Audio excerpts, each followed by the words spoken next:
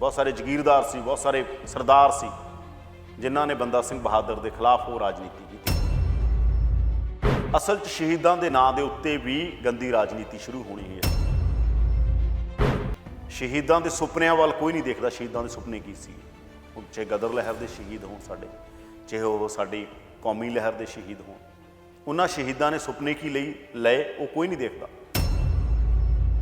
शहीदां दे विचारां तो डर लगन लग जांदा सरकारां नूं, शहीदां दे सुपनिਆਂ तो डर लगदा। जे भगत सिंह कहंदा जी गोरे अंग्रेज चले जाणगे, काले अंग्रेज आ जाणगे।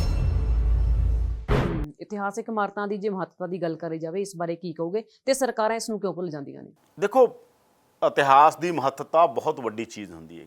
जे मैं जिक्र किया कि इतिहास हमेशा ਉਂਗਲ फड़ के ਤੁਹਾਨੂੰ नाल ਤੋੜਦਾ। ਸਾਡੇ ਕੋਲ बहुत सारा इतिहास ਅਸੀਂ किताबां 'ਚ ਤਾਂ नहीं पढ़िया। ਜਦੋਂ ਅਸੀਂ ਛੋਟੇ ਛੋਟੇ ਹੁੰਦੇ, ਸਾਡੀਆਂ ਮਾਵਾਂ ਨੇ, ਸਾਡੀਆਂ ਦਾਦੀਆਂ ਨੇ, ਸਾਡੇ ਦਾਦਿਆਂ ਨੇ, ਪੜਦਾਦਿਆਂ ਨੇ, ਅਸੀਂ ਉਹਨਾਂ ਤੋਂ ਗੱਲਾਂ ਸੁਣੀਆਂ ਹੋਈਆਂ ਨੇ, ਅੱਜ ਵੀ ਸਾਡੇ ਉਹ ਯਾਦ ਨੇ। ਉਹ ਮੌਖਿਕ ਇਤਿਹਾਸ ਕਿਹਾ ਜਾਂਦਾ, ਉਹਨੂੰ ਵਰਬਲ ਹਿਸਟਰੀ ਕਿਹਾ ਜਾਂਦਾ। ਇੱਕ ਲਿਖਤੀ ਹਿਸਟਰੀ, ਇੱਕ ਵਰਬਲ ਹਿਸਟਰੀ ਹੈ। ਬੋਲ ਚਾਲ ਦਾ ਇਤਿਹਾਸ ਆ ਜਿਹੜਾ, ਉਹਦੇ ਰਾਹੀਂ ਅਸੀਂ ਕਿੰਨਾ ਕੁਝ ਸਿੱਖਦੇ ਆਂਗੇ। ਤਾਂ ਇਤਿਹਾਸ ਹਮੇਸ਼ਾ ਆਉਣ ਵਾਲੀਆਂ ਪੀੜ੍ਹੀਆਂ ਦੇ ਲਈ ਮਾਰਗ ਦਰਸ਼ਨ ਕਰਦਾ ਹੈ, ਮਾਰਗਦਰਸ਼ਕ ਹੁੰਦਾ ਹੈ। ਯਾਨੀ ਆਉਣ ਵਾਲੀਆਂ ਪੀੜ੍ਹੀਆਂ ਸਿੱਖਦੀਆਂ ਨੇ ਕਿ ਸਾਡੇ ਪੁਰਖਿਆਂ ਦਾ ਇਤਿਹਾਸ ਕੀ ਸੀਗਾ, ਸਾਡੇ ਪੁਰਖਿਆਂ ਨੇ ਕਿਹੜੀਆਂ ਲੜਾਈਆਂ ਲੜੀਆਂ। ਤੇ ਹੁਣ ਕੀ ਹੋ ਰਿਹਾ ਹੈਗਾ ਕਿ ਅਸੀਂ ਉਹਨਾਂ ਨੂੰ ਕੀ ਕਰ ਰਹੀਆਂ ਨੇ ਸਰਕਾਰਾਂ, ਕਿ ਉਹਨਾਂ ਨੂੰ ਭੁਲਾਉਣਾ ਚਾਹੁੰਦੀਆਂ ਨੇ। ਔਰ ਕਿਉਂ ਐ ਹੁੰਦਾ ਹੈਗਾ ਕਿ ਜਦੋਂ ਇਸ ਤਰ੍ਹਾਂ ਦੇ ਪ੍ਰੋਜੈਕਟ ਬਣਦੇ ਨੇ, ਸੁੰਦਰੀਕਰਨ ਦੇ ਨਾਂ 'ਤੇ ਸਾਰਾ ਕੁਝ ਹੁੰਦਾ, ਉਦੋਂ ਇਹ ਚਰਚਾਵਾਂ ਕਿਉਂ ਨਹੀਂ ਹੁੰਦੀਆਂ?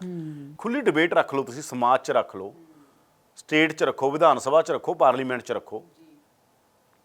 ਪਰ ਤੁਸੀਂ ਕਿਉਂਕਿ ਉਹ ਸਾਰੀਆਂ ਥਾਵਾਂ ਨੂੰ, ਅਸਲ 'ਚ ਸ਼ਹੀਦਾਂ ਦੇ ਨਾਂ ਦੇ ਉੱਤੇ ਵੀ ਗੰਦੀ ਰਾਜਨੀਤੀ ਸ਼ੁਰੂ ਹੋਣੀ ਹੈ ਇਸ ਦੇਸ਼ 'ਚ। ਜੇ ਮੈਂ ਕਹਿੰਦਾ ਇਹਦੀ ਸ਼ੁਰੂਆਤ ਕਾਂਗਰਸ ਨੇ ਕੀਤੀ, ਹੁਣ ਬੀਜੇਪੀ ਕਰ ਰਹੀ ਹੈ, ਹੋਰ ਪਾਰਟੀਆਂ ਵੀ ਕਰਦੀਆਂ ਨੇ, ਵੱਖ-ਵੱਖ ਪਾਰਟੀਆਂ ਸ਼ਹੀਦਾਂ ਦੇ ਨਾਂ ਦੇ ਉੱਤੇ ਰਾਜਨੀਤੀ ਕਰਦੀਆਂ ਨੇ।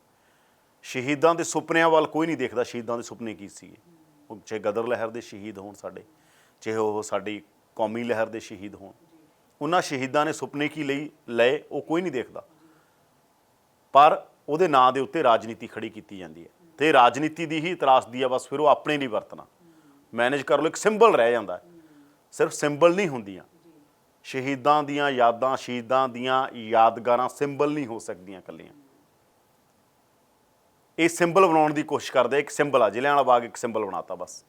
ਜ਼ਿਲ੍ਹਿਆਂਵਾਲੇ ਬਾਗ ਦੀ ਕਿੱਡੀ ਵਿਰਾਸਤ ਆ, ਉਹਨੂੰ ਭੁੱਲ ਜਾਓ। ਸਿੰਬਲ ਦੇ ਤੌਰ 'ਤੇ ਜ਼ਿਲ੍ਹਿਆਂਵਾਲੇ ਬਾਗ ਨੂੰ ਯਾਦ ਕਰ ਲਓ। ਸਿੰਬਲਾਂ ਦੀ ਰਾਜਨੀਤੀ ਕਰਦੇ ਇਸ ਦੇਸ਼ 'ਚ। ਸਿੰਬਲਾਂ ਦੀ ਪੋਲੀਟਿਕਸ ਬਹੁਤ ਹੁੰਦੀ ਹੈ। ਚਿੰਨ੍ਹਾਂ ਦੇ ਨਾਂ 'ਤੇ ਰਾਜਨੀਤੀ ਕਰੋ, ਧਰਮ ਦੇ ਚਿੰਨ੍ਹਾਂ ਦੇ ਨਾਂ 'ਤੇ, ਸ਼ਹੀਦਾਂ ਦੇ ਚਿੰਨ੍ਹਾਂ ਦੇ ਨਾਂ 'ਤੇ, ਹੋਰ ਜਾਤਾਂ ਦੇ ਚਿੰਨ੍ਹਾਂ ਦੇ ਨਾਂ 'ਤੇ, ਪਤਾ ਨਹੀਂ ਕਿਹੜੀਆਂ-ਕਿਹੜੀਆਂ ਚੀਜ਼ਾਂ 'ਤੇ ਕਰਦੇ ਆ। ਇਸ ਕਰਕੇ ਉਹਨਾਂ ਨੇ ਕਰਨਾ ਨਹੀਂ ਰੁਕਣਾ।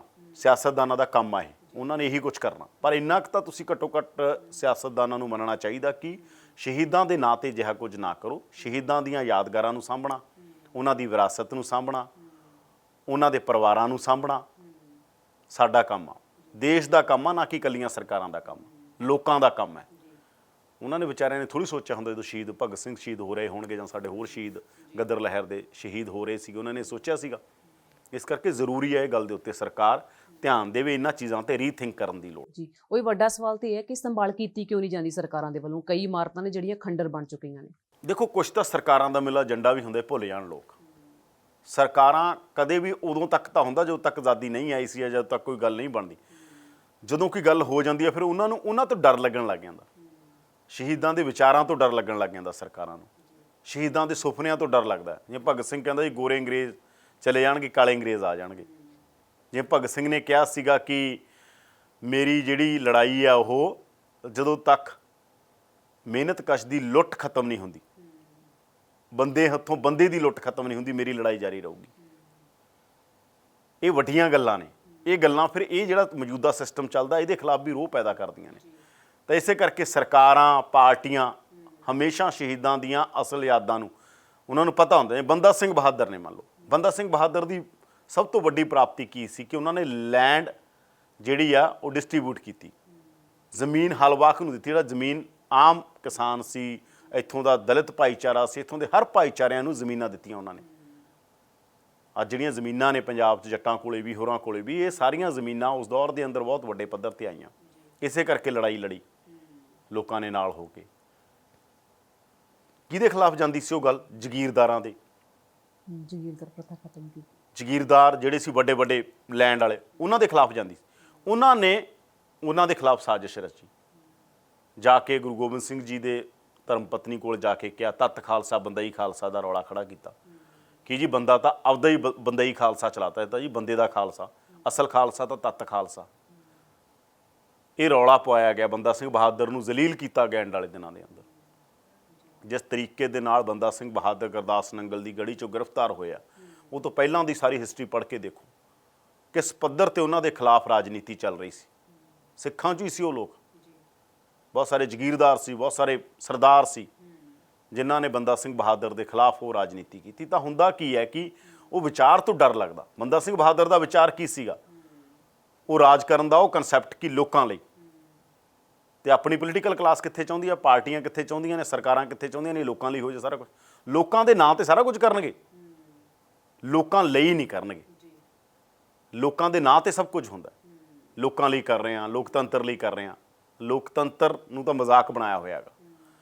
ਇਸ ਕਰਕੇ ਇਹਨਾਂ ਨੂੰ ਡਰ ਲੱਗਦਾ, ਉਹ ਯਾਦਗਾਰਾਂ ਤੋਂ ਡਰ ਲੱਗਦਾ, ਸ਼ਹੀਦਾਂ ਦੇ ਵਿਚਾਰਾਂ ਤੋਂ ਡਰ ਲੱਗਦਾ, ਸ਼ਹੀਦਾਂ ਦੇ ਸੁਪਨਿਆਂ ਤੋਂ ਡਰ ਲੱਗਦਾ। ਜਿਹੜੇ ਬੰਦਾ ਸਿੰਘ ਬਹਾਦਰ ਦੇ ਉਦੋਂ ਖਿਲਾਫ ਸੀ, ਉਹ ਅੱਜ ਵੀ ਜਿਹੜੇ ਪੰਜਾਬ ਦੇ ਵੱਡੇ ਜਗੀਰਦਾਰ ਹੋਣਗੇ, ਉਹ ਚਾਹਣਗੇ ਕਿ ਕੋਈ ਇਸ ਤਰ੍ਹਾਂ ਦਾ ਲੈਂਡ ਰਿਫਾਰਮ ਹੋਵੇ ਦੁਨੀਆ ਤੇ ਜਿਹਦੇ ਨਾਲ ਜ਼ਮੀਨਾਂ ਸਭ ਕੋਲੇ ਆ ਜਾਣ। ਕੋਈ ਨਹੀਂ ਚਾਹੇਗਾ, ਪਰ ਬੰਦਾ ਸਿੰਘ ਬਹਾਦਰ ਤਾਂ ਇਹ ਮਾਡਲ ਦੇ ਰਹੇ ਸੀ ਨਾ। ਉਹ ਉਦੋਂ ਮਾਡਲ ਦੇ ਰਹੇ ਸੀ ਜਦੋਂ ਫਰਾਂਸ ਦੀ ਕ੍ਰਾਂਤੀ ਤੋਂ ਵੀ ਪਹਿਲਾਂ ਦੁਨੀਆ ਦੇ ਅੰਦਰ ਕਿਤੇ ਲੈਂਡ ਰਿਫਾਰਮ ਨਹੀਂ ਹੋਇਆ ਸੀ। ਉਦੋਂ ਬਾਬਾ ਬੰਦਾ ਸਿੰਘ ਬਹਾਦਰ ਨੇ ਪੰਜਾਬ ਦੀ ਧਰਤੀ ਤੇ ਲੈਂਡ ਰਿਫਾਰਮ ਕੀਤੇ, ਜ਼ਮੀਨੀ ਸੁਧਾਰ ਕੀਤੇ। ਇਸ ਕਰਕੇ ਇਹ ਚੀਜ਼ਾਂ ਤੋਂ ਡਰ ਲੱਗਦਾ। ਉਹਨਾਂ ਨੂੰ ਉਦੋਂ ਵੀ ਡਰ ਲੱਗਿਆ ਜਿਹੜੇ ਉਦੋਂ ਸੀਗੇ। ਉਹਨਾਂ ਨੇ ਬਾਬਾ ਬੰਦਾ ਸਿੰਘ ਬਹਾਦਰ ਨੂੰ ਸਿੱਖ ਵਿਰੋਧੀ ਬਣਾਤਾ, ਜਿਨ੍ਹਾਂ ਦੀ ਸਿੱਖੀ ਲਈ ਸਭ ਤੋਂ ਵੱਡੀ ਕੰਟਰੀਬਿਊਸ਼ਨ ਆ। ਔਰ ਬਾਅਦ 'ਚੋਂ ਲੰਬਾ ਸਮਾਂ ਇਤਿਹਾਸ 'ਚ ਉਹਨਾਂ ਨੂੰ ਗੋਲਿਆ ਕਰ ਰੱਖਿਆ। ਗੰਡਾ ਸਿੰਘ ਹੋਰਾਂ ਨੇ ਆ ਕੇ ਪਹਿਲੀ ਉਹਨਾਂ ਤੇ ਕਿਤਾਬ ਲਿਖੀ, ਯਾਨੀ ਜਿਹੜੀ ਪਹਿਲੀ ਵੈਲ ਰਿਸਰਚਡ ਕਿਤਾਬ ਆ ਉਹ ਡਾਕਟਰ ਗੰਡਾ ਸਿੰਘ ਦੀ ਆ। ਡਾਕਟਰ ਗੰਡਾ ਸਿੰਘ ਹੋਰੀ ਵੱਡੇ ਇਤਿਹਾਸਕਾਰ, ਉਹਨਾਂ ਨੇ ਪਹਿਲੀ ਡਾਕੂਮੈਂਟੇਸ਼ਨ ਕੀਤੀ ਕਿ ਆਹ ਸਾਡਾ ਯੋਧਾ ਸੀਗਾ। ਉਹ ਕਹਿੰਦੇ ਆ ਨਾ, ਹਾਰੇ ਹੋਏ ਲੋਕਾਂ ਦਾ ਇਤਿਹਾਸ ਜਿੱਤੇ ਹੋਏ ਲਿਖਦੇ ਨੇ। ਬੰਦਾ ਸਿੰਘ ਬਹਾਦਰ ਦਾ ਇਤਿਹਾਸ ਉਹਨਾਂ ਲੋਕਾਂ ਨੇ ਨਿਗੋਲਿਆ ਕਰਵਾਇਆ ਜਾਣ ਕੇ ਜਿਹੜੇ ਲੋਕ ਉਹਨਾਂ ਦੇ ਖਿਲਾਫ ਸੀਗੇ। ਉਸ ਤੋਂ ਬਾਅਦ ਅੱਜ ਅਸੀਂ ਸਾਰੇ ਬਾਬਾ ਬੰਦਾ ਸਿੰਘ ਬਹਾਦਰ ਨੂੰ ਸੈਲੀਬ੍ਰੇਟ ਕਰਦੇ ਹਾਂ ਕਿ ਬਾਬਾ ਬੰਦਾ ਸਿੰਘ ਬਹਾਦਰ ਕਿੰਨੀ ਵੱਡੀ ਸ਼ਖਸੀਅਤ ਸੀ ਗੁਰੂ ਸਾਹਿਬ ਤੋਂ ਬਾਅਦ। ਤਾਂ ਇਸ ਕਰਕੇ ਇਹ ਚੀਜ਼ਾਂ ਹੁੰਦੀਆਂ ਨੇ। ਇਸ ਤਰ੍ਹਾਂ ਦੀ ਰਾਜਨੀਤੀ ਹਮੇਸ਼ਾ ਹੁੰਦੀ ਆ, ਪੋਲੀਟੀਕਲ ਕਲਾਸ ਹੋਵੇ, ਸਰਕਾਰਾਂ ਹੋਣ। ਇਹਨਾਂ ਨੂੰ ਸ਼ਹੀਦਾਂ ਦੇ ਨਾਂ ਵਧੀਆ ਲੱਗਦੇ, ਇਹਨਾਂ ਨੂੰ ਸ਼ਹੀਦਾਂ ਦੇ ਨਾਂ ਵਰਤ ਲੈਣਗੇ ਸਟੇਜ ਤੇ ਚੜ੍ਹ ਕੇ। ਭਗਤ ਸਿੰਘ ਦਾ ਵੀ ਵਰਤ ਲੈਣਗੇ, ਉਧਮ ਸਿੰਘ ਦਾ ਵੀ ਵਰਤ ਲੈਣਗੇ, ਗਦਰੀਆਂ ਦਾ ਵੀ ਵਰਤ ਲੈਣਗੇ। ਪਰ ਜਦੋਂ ਉਹਨਾਂ ਦੇ ਵਿਚਾਰਾਂ ਦੀ ਗੱਲ ਆਏਗੀ, ਉਹਨਾਂ ਦੇ ਕਹੀਆਂ ਸਰਕਾਰਾਂ ਚਾਹੁੰਦੇ ਸੀ, ਉਹ ਕਿਹਾ ਜਿਹਾ ਸਮਾਜ ਚਾਹੁੰਦੇ ਸੀ, ਉਹਦੀ ਗੱਲ ਕੋਈ ਨਹੀਂ ਕਰੇਗਾ। ਉਹ ਤੋਂ ਡਰ ਲੱਗਦਾ ਇਹਨਾਂ ਨੂੰ। ਫਿਰ ਮੈਨੂੰ ਲੱਗਦਾ ਕਿ ਫਿਰ ਕਿਉਂ ਨਾ ਕਿਹਾ ਜਾਵੇ ਕਿ ਇਹ ਸਾਜ਼ਿਸ਼ਾਂ ਵੀ ਹੁੰਦੀਆਂ ਨੇ ਕਿ ਇਹਨਾਂ ਦੀਆਂ ਯਾਦਗਾਰਾਂ ਵੀ ਮਿਟਾ ਦਿਓ, ਯਾਦਾਂ ਵੀ ਮਿਟਾ ਦਿਓ, ਤਾਂ ਕਿ ਲੋਕ ਉਸ ਤਰ੍ਹਾਂ ਕਨੈਕਟ ਨਾ ਕਰਨ। ਲੋਕਾਂ ਨੂੰ ਤਾਂ ਉੱਥੋਂ ਹੀ ਊਰਜਾ ਮਿਲਦੀ ਹੈ ਨਾ। ਅੱਜ ਜੇ ਕਿਸਾਨ ਅੰਦੋਲਨ ਆ, ਕਿੰਨੀਆਂ ਚੀਜ਼ਾਂ ਨੇ, ਕੀ ਤੋਂ ਊਰਜਾ ਲੈ ਰਹੇ ਨੇ ਲੋਕ? ਗੁਰੂ ਸਾਹਿਬ ਤੋਂ, ਬਾਬਾ ਬੰਦਾ ਸਿੰਘ ਬਹਾਦਰ ਤੋਂ, ਸ਼ਹੀਦ ਭਗਤ ਸਿੰਘ ਤੋਂ, ਗਦਰੀਆਂ ਤੋਂ, ਸਭ ਤੋਂ ਬੱਬਰਾਂ ਤੋਂ, ਸਭ ਤੋਂ ਲੈ ਰਹੇ ਆ ਨਾ, ਜਿਹੜੇ ਉਹ ਸਾਰੀਆਂ ਲਹਿਰਾਂ ਰਹੀਆਂ ਇਤਿਹਾਸਕ ਸਾਡੀਆਂ ਪੰਜਾਬ ਦੀਆਂ।